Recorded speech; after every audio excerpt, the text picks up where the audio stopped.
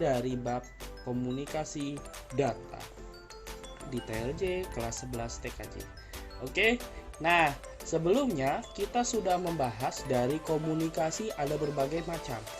Yang pertama ada komunikasi data, yang kedua ada komunikasi audio, yang ketiga ada komunikasi video, dan yang keempat ada komunikasi audio dan video. Nah,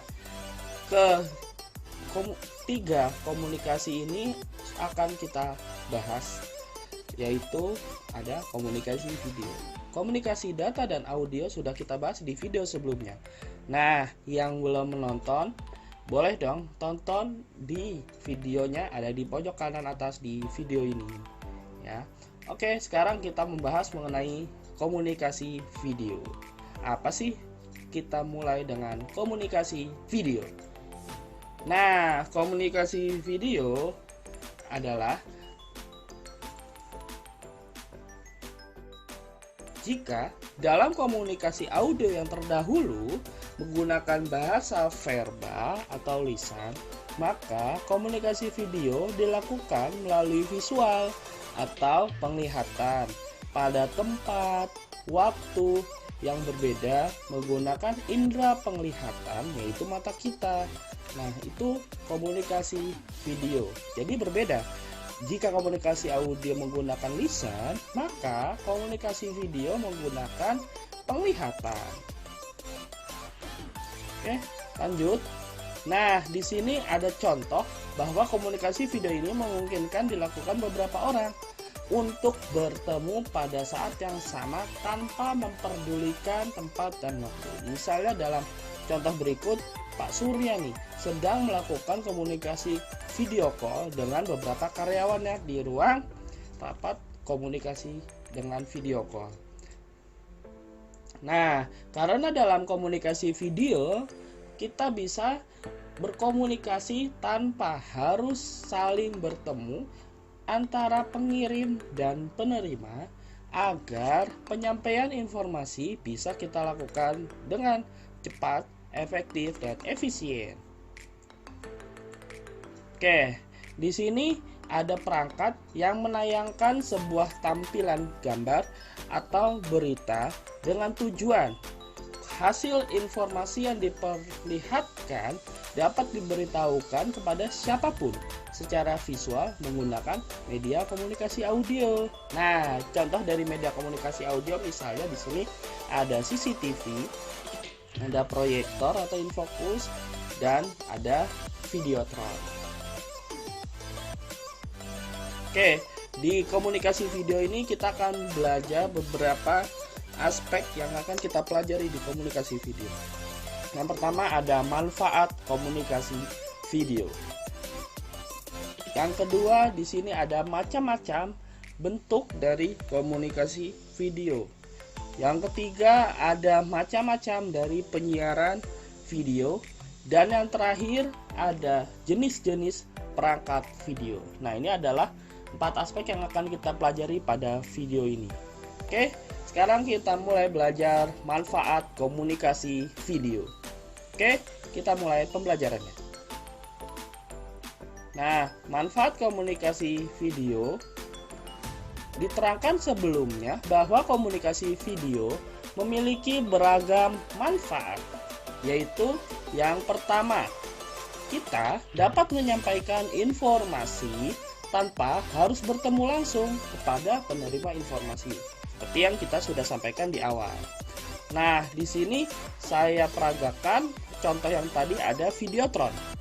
Misalkan penayangan iklan pada videotron ini, maka iklan yang ditayangkan memberikan informasi atau ajakan kepada penerima informasi sesuai yang diinginkan oleh pemberi informasi. Oke, kita lanjut untuk yang kedua. Berkomunikasi dengan beberapa orang dalam jarak yang jauh tanpa mengenal waktu dan tempat. Maka ini bisa kita hemat biaya karena kita tidak perlu nih bertemu dengan si penerima secara langsung. Yang ketiga, lebih praktis, efektif, dan efisien. Mengapa? Karena komunikasi video ini kita dapat memberitahukan informasi ke beberapa orang sekaligus tanpa harus memberitahunya satu persatu. Jadi kita berkomunikasi langsung ke orang-orang yang kita inginkan sekaligus. Nah, selanjutnya setelah kita belajar manfaat komunikasi video, sekarang kita akan pelajari macam-macam bentuk komunikasi video. Kita pelajari bersama-sama. Oke, bentuk dari komunikasi video ini sangat sering kita jumpai. Nah, diantaranya adalah yang pertama, gambar atau foto. Nah, bentuk ini sering banget kita jumpai dan paling umum digunakan dalam misalnya pembuatan iklan dan lain sebagainya. Nah, di sini terlihat gambar yang mungkin sudah tidak asing lagi melihat iklannya, ya. Oke, yang kedua adalah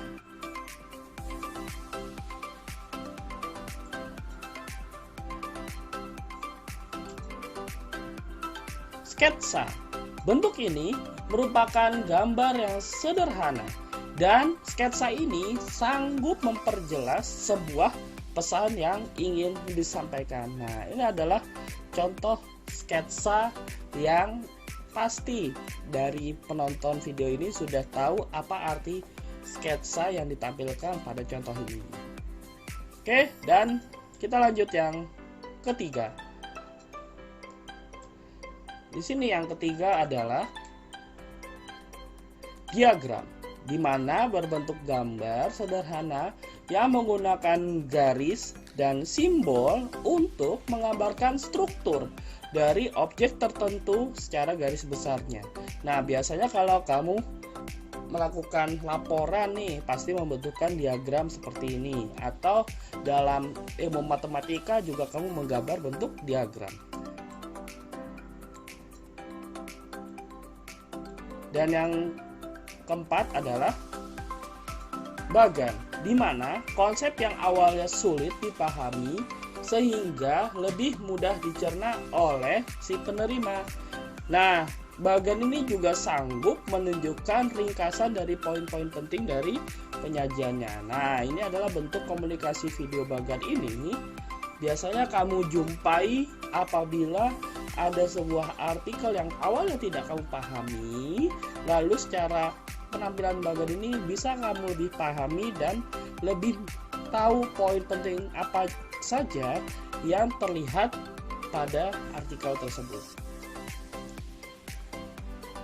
Oke, yang komunikasi video yang kelima adalah bentuknya merupakan grafik, di mana grafik adalah gambar sederhana yang memakai garis, titik, dan simbol verbal atau bentuk-bentuk tertentu yang menggambarkan data kuantitatif kamu. Nah, grafik ini biasanya kamu temui dalam suatu informasi yang biasanya kamu akan lebih mudah memahami ketika menggunakan grafik tersebut. Oke, setelah kita belajar macam-macam bentuk komunikasi video, sekarang kita akan belajar mengenai macam-macam penyiaran video. Yuk kita pelajari. Nah, di macam-macam penyiaran video ini, kita tahu bahwa video adalah teknologi pemrosesan sinyal elektronik yang mewakilkan gambar bergerak. Nah, di sini berikut dua golongan metode penyiaran video. Yang pertama di sini ada video teks dan yang kedua adalah video IP. Oke, kita bahas satu persatu dari video teks terlebih dahulu. Oke, video teks di sini adalah merupakan standar ITU pada media pertelevisian untuk melihat data komputer yang dialirkan melalui kabel telepon dan pemancar. Nah, di video teks ini, komponen dari video teks ini memungkinkan kita dapat terhubung dengan perangkat lain Nah, diantaranya adalah yang pertama di sini ada video out, lalu yang kedua ada video RAM atau VRAM, dan ketiga adalah video text. Ya, oke. Dari komponen-komponen berikut ini kita akan bahas yang pertama yaitu video out dulu. Oke, kita bahas video out. Nah, di video out ini adalah fitur perangkat keras yang menghubungkan kamera yang sebagai alat perekam gambar menuju ke port video in pada televisi atau monitor dan menampilkan citra digital di layar monitor. Nah, misalnya contoh ini adalah komponen dari video teksnya sudah ditampilkan pada kami. Oke, kita lanjut ke pembahasan selanjutnya mengenai video RAM. Apakah itu video RAM? Yuk kita bahas bersama-sama. Video RAM di sini adalah biasa disebut VRAM sebagai varian DRAM yang mempunyai akses direct high speed memory atau memungkinkan kita mentransfer video datanya itu lebih cepat dibanding versi analog pada video sirkuit yang merupakan versi dari perangkat DRAM yang terdahulu. Nah, video RAM ini biasanya itu lebih mahal dibanding dengan video sirkuit yang biasanya kita gunakan pada DRAM yang konvensional. Oke, selanjutnya kita akan membahas video teks. Apakah sih perangkat video teks dalam video teks ini?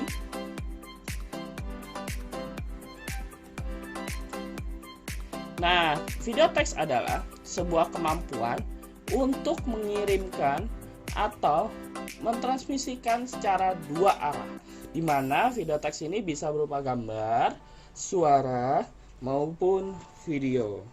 Nah, dari video teks ini barulah kita bisa melihat two-ways data atau data dua arah, sehingga secara langsung antara voice, suara, gambar, dan video dapat ditampilkan secara bersamaan.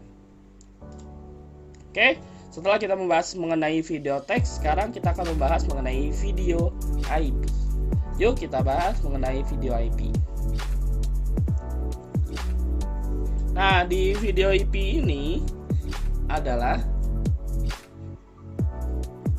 jika kalau misalnya kamu mengenal IP address adalah standar pengalamatan bagi perangkat yang terhubung ke jaringan, maka video IP ini adalah transmisi dan pengaksesan video tersebut melalui protokol IP address. Artinya, video yang ditayangkan itu dilewatkan melalui IP address.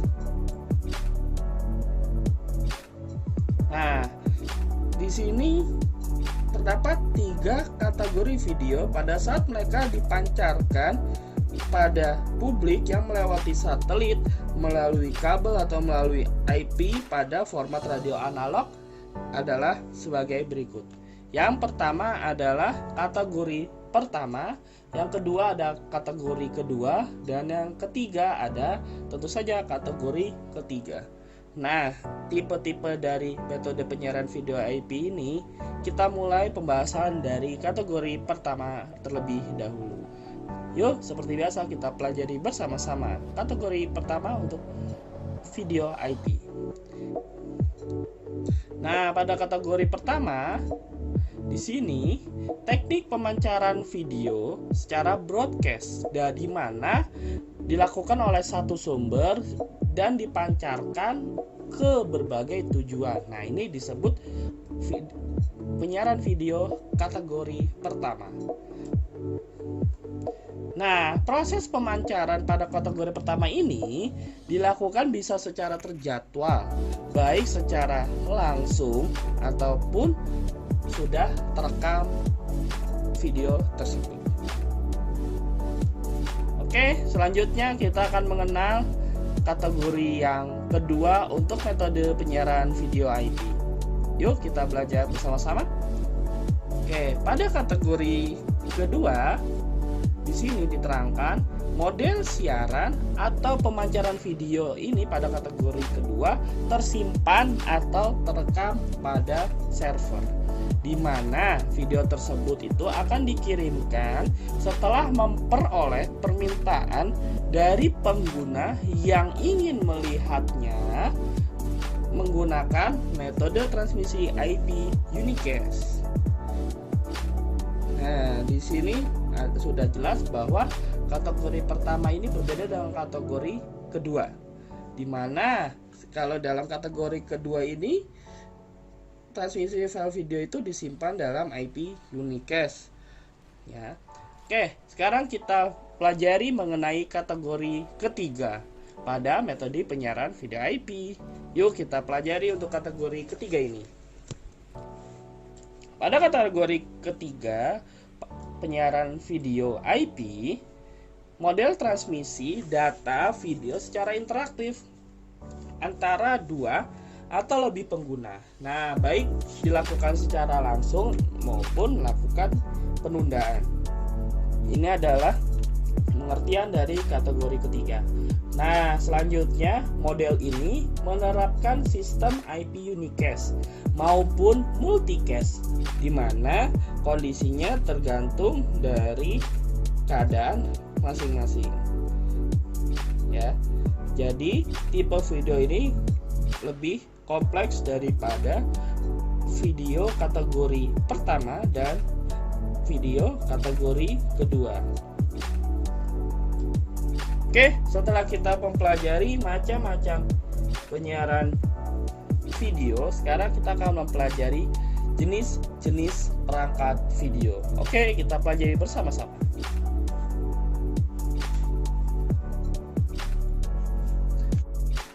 Nah, perangkat video saat ini banyak digunakan menggunakan internet dan bermanfaat untuk berbagai kebutuhan industri sehari-hari. Beberapa perangkat video yang digunakan ini diantaranya adalah yang pertama ada video codec, yang kedua ada video controller, dan yang ketiga ada kamera dan monitor. Oke, kita pelajari mengenai video codec terlebih dahulu. Nah, di video codec ini kita mempunyai perangkat pintar yang berfungsi untuk mengompresi dan mempersingkat waktu pengiriman sinyal video demi menghemat penggunaan bandwidth saat mengirim video tersebut. Nah, di sini ada berbagai contoh video codec, diantaranya ada AV, VLV, MOV, MP4, MPEG, dan WMF. Nah, ini adalah video format yang merupakan video codec ketika video tersebut dikompres agar lebih mempersingkat waktu dalam penggunaan bandwidth. Oke, berikut untuk penjelasan video codec sudah kita simak. Nah, sekarang kita beranjak ke video controller.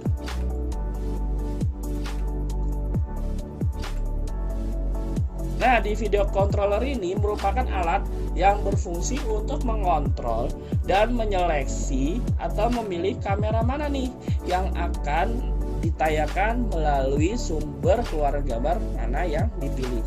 Jadi, misalnya di alat yang sudah diperlihatkan pada gambar, dengan alat ini nanti seseorang akan lebih mudah mengontrol video apakah video tersebut akan dikeluarkan pada saluran HDMI, saluran VGA, ataupun saluran input video lainnya yang di masing-masing mempunyai kamera yang siap merekam gambar. Oke, selanjutnya kita akan membahas mengenai tentu saja kamera dan monitornya.